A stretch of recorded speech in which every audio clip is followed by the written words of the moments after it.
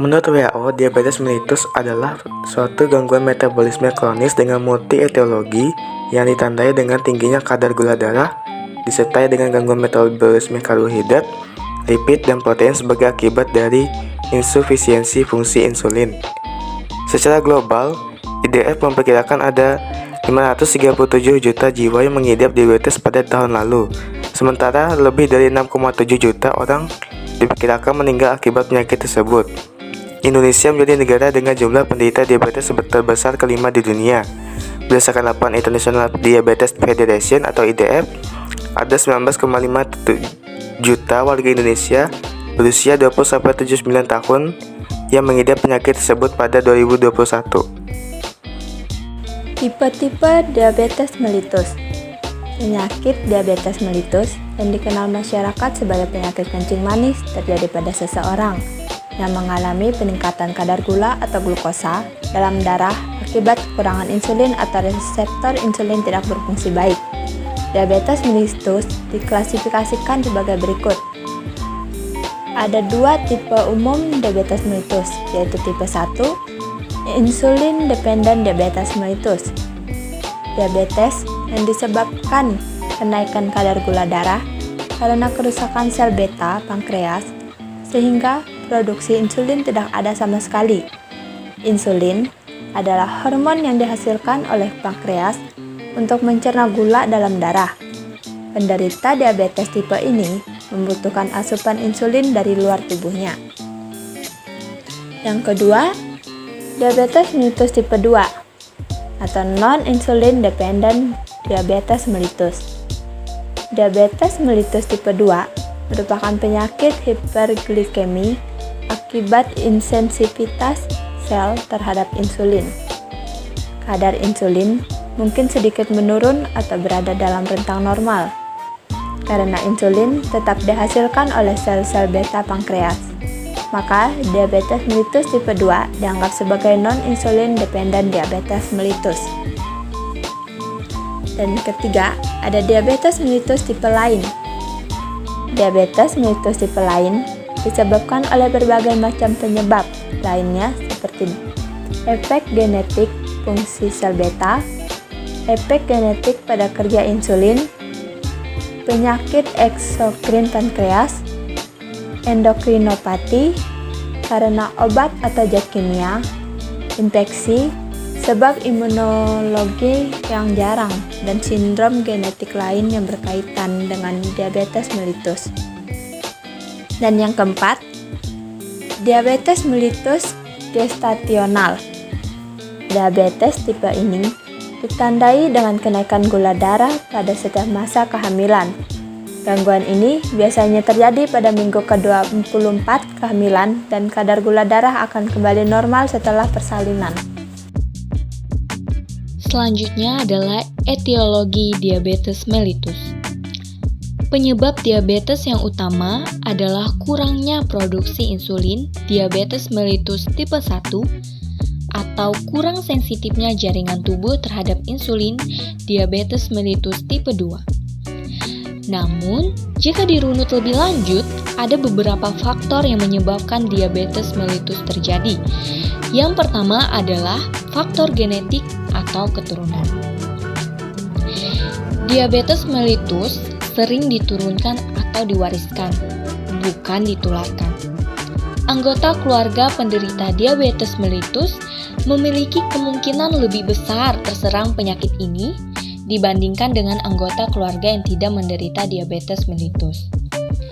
Para ahli kesehatan juga menyebutkan bahwa diabetes mellitus merupakan penyakit yang terpaut kromosom seks atau kelamin.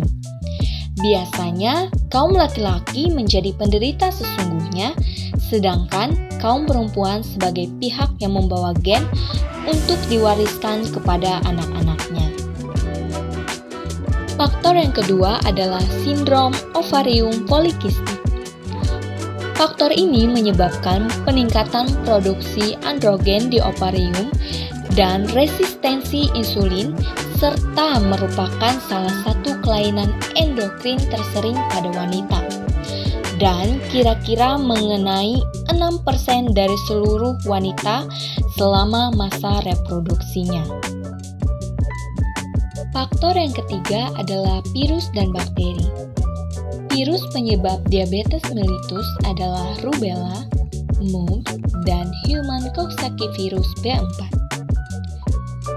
Melalui mekanisme infeksi sitolitik dalam sel beta, virus ini mengakibatkan destruksi atau perusakan sel. Bisa juga virus ini menyerang melalui reaksi autoimunitas yang menyebabkan hilangnya autoimun dalam sel beta.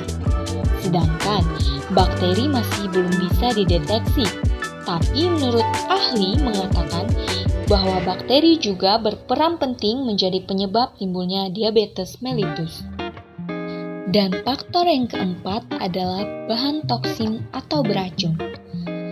Bahan beracun yang mampu merusak sel beta secara langsung adalah alosan, pirineuron atau rodentisida, dan streptozotin, produk sejenis jamur seperti nutrisi, kadar kortikosteroid yang tinggi, kehamilan diabetes gestasional, obat-obatan yang dapat merusak pankreas, serta racun yang memenuhi pembentukan atau efek dari insulin. Patofisiologi diabetes mellitus. 1. Diabetes mellitus tipe 1. Diabetes mellitus tipe 1 adalah penyakit autoimun kronis yang berhubungan dengan kerusakan sel-sel beta pada pankreas secara selektif. Onset penyakit secara klinis menandakan bahwa kerusakan sel-sel beta telah mencapai status terakhir. Beberapa fitur mencirikan bahwa diabetes tipe merupakan penyakit autoimun, termasuk A. Kehadiran sel imunokompeten dan sel aksesori di pulau pankreas yang diinfiltrasi. B. Asosiasi dari kerentanan terhadap penyakit dengan kelas 2 atau respon imun, gen mayor histokompatibilitas kompleks, atau MHC leukosit manusia antigen HLA. C. Kehadiran autoantibodies yang spesifik terhadap sel islet of Langerhans. D. Perubahan pada imunoregulasi sel mediated T, khususnya di CD4 plus kompartemen. E. Keterlibatan monokinase dan sel TH1 yang produksi interleukin dalam proses penyakit. F. Respon terhadap imunoterapi. Dan G. Sering terjadi reaksi autoimun pada organ lain yang penderita diabetes tipe 1 atau anggota keluarga mereka. Mekanisme yang menyebabkan sistem kekebalan tubuh untuk berespon terhadap sel-sel beta sedang dikaji secara intensif. 2. Diabetes mellitus tipe 2. Diabetes mellitus tipe 2 memiliki hubungan genetik lebih besar daripada tipe 1 diabetes mellitus. Satu studi populasi kembar yang berbasis di Finlandia telah menunjukkan rate konkordonansi pada kembar yang setinggi 40%. Efek lingkungan dapat menjadi faktor yang menyebabkan tingkat konkordonansi diabetes tipe 2 lebih tinggi daripada tipe 1. Studi genetika molekular pada diabetes tipe 2 menunjukkan bahwa mutasi pada gen insulin mengakibatkan sintesis dan sekresi insulin yang abnormal. Keadaan ini disebut sebagai insulinopati. Sebagian besar pasien dengan insulinopati menderita hiperinsulinemia dan bereaksi normal terhadap administrasi insulin eksogen. Insulin resistensi memainkan peranan yang signifikan dalam kasus obesitas, di mana terdapat penurunan fungsi insulin. Insulin resistensi mungkin merupakan event sekunder pada diabetes tipe 2, karena ditemukan pada individual obes non-diabetik. Namun, gangguan dalam sekresi insulin barulah faktor primer dalam diabetes tipe 2.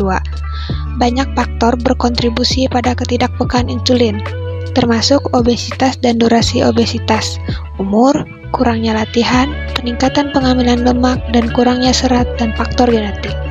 Obesitas dapat disebabkan oleh faktor genetika, bahkan faktor lingkungan. Namun, ini memiliki efek yang kuat daripada pengembangan diabetes tipe 2 diabetes mellitus, seperti yang ditemukan di negara-negara barat dan beberapa etnis seperti Pima Indian. Evolusi obesitas sehingga menjadi diabetes tipe 2 adalah seperti berikut. A. Augmentasi dari massa jaringan adiposa yang menyebabkan peningkatan oksidasi lipid. B. Insulin resistensi pada awal obesitas dinampakkan dari klaim euglycemic sebagai resisten terhadap penyimpanan glukosa, insulin mediated dan oksidasi. Seterusnya memblokir fungsi siklus glikogen. C. Meskipun sekresi insulin dipertahankan, namun glikogen yang tidak terpakai mencegah penyimpanan glukosa yang lebih lanjut dan mengarah ke diabetes tipe 2. D. Kelelahan sel beta yang menghasilkan insulin secara komplit. Dari proses-proses ini dapat dinyatakan bahwa obesitas lebih sekedar faktor risiko saja, namun dapat memiliki efek kausal dalam pengembangan diabetes tipe 2.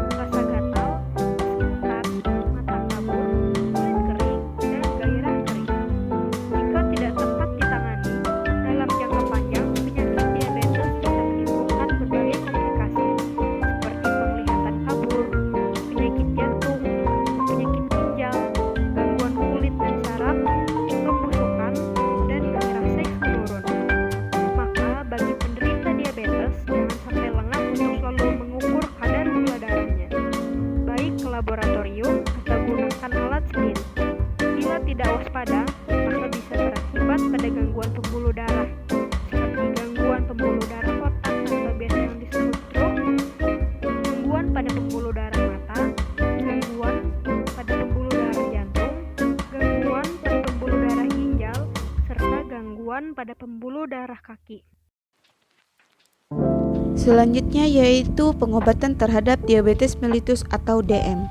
Beberapa cara yang dapat dilakukan untuk mencegah penyakit diabetes yaitu merubah pola makan dengan membiasakan diri menjaga pola makan yang seimbang dan memperbanyak melakukan aktivitas fisik seperti melakukan olahraga setiap hari. Diabetes mellitus dapat dikendalikan melalui beberapa cara, contohnya seperti melakukan terapi insulin, obat-obatan, kontrol makanan, dan juga olahraga. Pemilihan pengendalian tergantung pada jenis diabetes dan juga tingkat keparahannya. Yang pertama, yang dapat mencegah ataupun mengendalikan penyakit diabetes mellitus yaitu terapi insulin. Pemberian insulin dalam jumlah yang cukup memungkinkan metabolisme karbohidrat penderita DM normal. Terapi optimum dapat mencegah bagian terbesar efek akut diabetes dan memperlambat timbulnya efek-efek kronik. Menurut Ramaimah 2003, terdapat beberapa komplikasi dari penyuntikan insulin. Yang pertama yaitu ada kadar gula rendah. Kadar gula rendah ini merupakan komplikasi yang paling umum dari penyuntikan insulin. Reaksi insulin merupakan respon tubuh terhadap kadar gula yang rendah. Ketika terjadi kadar gula rendah, otak akan melepaskan beberapa hormon yang akan menyebabkan kulit pucat, berkeringat, detak jantung meningkat, dan juga mudah tersinggung. Hormon ini juga akan melepaskan gula yang disimpan dalam hati dalam bentuk glikogen. Pilihan berikutnya yaitu ada diet berserat tinggi. Menurut Dali Marta 2007, serat termasuk jenis karbohidrat yang tidak dapat dicerna oleh manusia. Saat ini, makanan berserat populer digunakan bagi penderita diabetes mellitus, terutama serat yang larut dalam air. Serat yang larut ini selain dapat memperlambat penyerapan glukosa setelah makan, juga mempengaruhi penyerapan lemak dalam saluran cerna. Keuntungan yang diperoleh dengan mengkonsumsi makanan yang berserat, terutama yang larut dalam air, yaitu mengurangi kenaikan glukosa darah setelah makan, di samping dapat menurunkan kadar lemak. Selanjutnya ada olahraga. Menurut Ramaya 2003, olahraga berperan penting dalam mengendalikan diabetes karena mampu membakar gula yang berlebih, meningkatkan fungsi berbagai organ tubuh, dan meningkatkan pasokan darah dan saraf ke seluruh bagian tubuh. Akibatnya, fungsi hati dan pankreas juga meningkat. Olahraga seperti jalan cepat, yoga, dan jogging sangat efektif dan diterapkan setiap hari selama setengah jam, serta diikuti dengan berlatih napas dalam. Napas dalam dapat meningkatkan jumlah oksigen yang dihirup tubuh dan meningkatkan penggunaan gula. Yang terakhir yaitu ramuan herbal. Menurut Utami 2003, penggunaan obat hipoglikemik oral atau OHO tersebut ternyata dapat menimbulkan efek samping, sehingga diperlukan alternatif lain pengobatan diabetes mellitus. Salah satunya adalah dengan cara tradisional menggunakan bahan alam. Penggunaan obat tradisional dari bahan alam ini mempunyai efek samping sedikit, murah, dan mudah didapat. Namun pada sebagian masyarakat ada yang melakukan sebagai tindakan pencegahan terhadap suatu penyakit yang bersifat preventif. Salah satu ramuan herbal yang dapat digunakan untuk menurunkan kadar glukosa darah